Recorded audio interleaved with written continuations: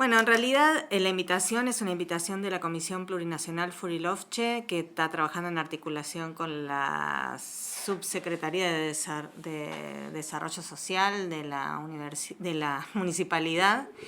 Vienen haciendo un trabajo muy activo para desarrollar políticas interculturales y sobre todo de visibilización de las comunidades que están presentes en el ejido municipal.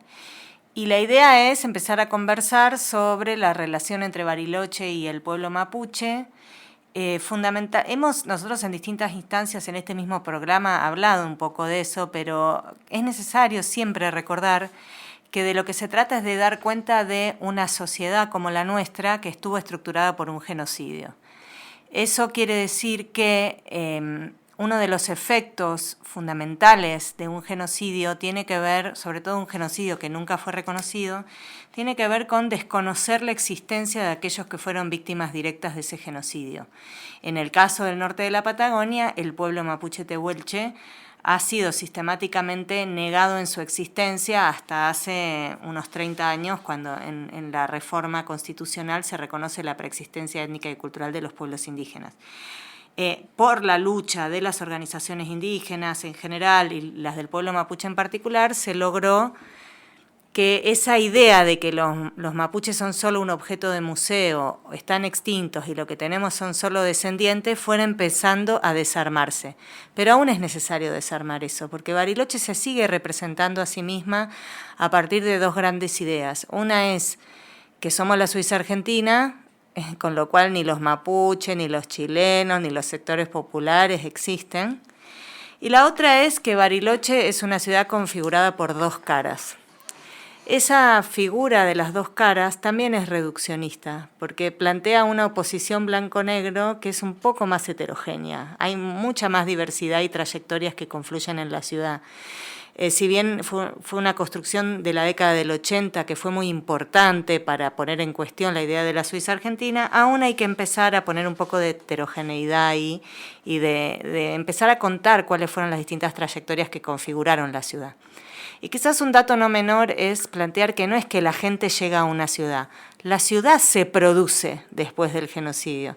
Esta idea de que el campo y la ciudad son dos espacios separados se produce cuando se empieza a organizar el territorio para el capitalismo agrario que se pensaba construir. Entonces ahí es donde se separa algo llamado campo, se concentran las tierras en poder de grandes capitales nacionales y extranjeros, y los campos más pequeños se concesionan a quienes se consideraban aptos para contratar con el Estado, que eran fundamentalmente inmigrantes o hijos de inmigrantes.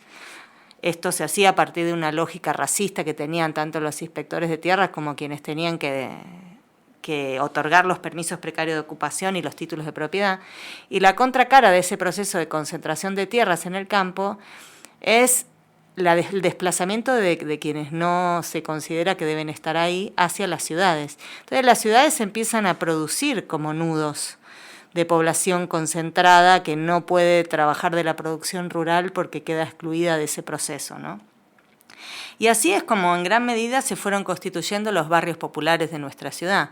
Si sumamos a eso la fuerte violencia simbólica y discriminatoria hacia los pueblos que fueron perseguidos, vemos que es muy difícil que en el contexto urbano haya una autoidentificación como mapuche, porque eso era objeto de persecución, lo fue durante 140 años y hoy en día lo sigue siendo, porque si bien se reconoce la existencia del pueblo mapuche en el presente, lo que se hace es construir un estereotipo amenazante, violento, similar al del siglo XIX cuando se quiso instalar la conquista del desierto, ni hablar en este contexto nacional en el que se alaba ese proceso genocida sin ninguna tapadura, sin ningún tapujo, ¿no? Entonces, pensar que si son bárbaros terroristas es también una operación genocida.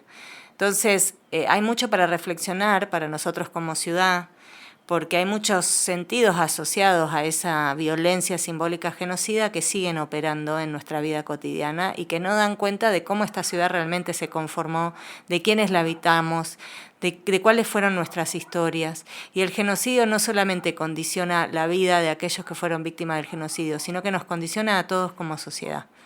nosotros como sociedad somos víctimas del genocidio y hasta que no empecemos a reparar las distintas formas de violencia, incluida la simbólica, va a ser muy difícil constituir una sociedad diferente, más igualitaria, más justa. ¿Cómo sería esa reparación? Eso es algo que hay que discutir. Primero tenemos que reconocer la dimensión del daño. No ha sido reconocido ni siquiera que ha habido un genocidio, no ha sido reconocida la dimensión del daño, y entonces lo que hay que hacer es tener una conversación para ver por dónde podría pasar una reparación. Hay pueblos en el mundo que fueron encarando un poco ese camino, uno de ellos es Canadá, otro Nueva Zelanda, Australia fue y vino, avanzó y retrocedió, pero no es que es algo que no se ha hecho. Hay que mirar esos procesos y encarar seriamente un proceso en nuestro país. Pero para eso primero hay que reconocer que aquí hubo un genocidio. Algo tan básico como eso. Estamos todavía en esa etapa. De todas maneras, nos parece importante que en este contexto y en que un gobierno municipal, que a veces con retrocesos y avances, no sabemos muy bien si es conservador o progresista... tercera posición. Tercera posición. Creo que es la primera vez que en el marco del aniversario de Bariloche se plantea un conversatorio para con el pueblo mapuche.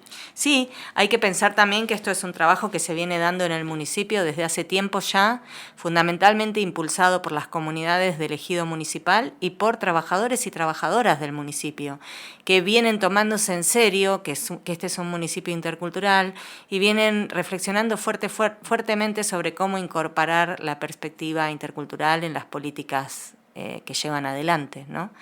Y, o sea, uno lo puede atribuir a una gestión municipal que está, en este caso, reconociendo ese trayecto, esa tarea y dándole un espacio en la celebración del cumpleaños de la ciudad. Pero no quiero por ello desconocer este trabajo que es de abajo para arriba muchas veces. Laura Croft pasó por el cierre aquí en el aire de Nosotres Lesotres, me acomodo ahí bien en el micrófono. Mañana entonces a las 2 de la tarde en la Sala Frey, allí en la Plaza de los Pañuelos del Centro Cívico, en entrada libre y gratuita, 14 horas Sala Frey. Laura Croft y Comunidades Mapuches. Invita a Dirección de Promoción Social, Comisión Plurinacional. Gracias, Laura. Hasta siempre. Hasta ustedes. Nos vemos.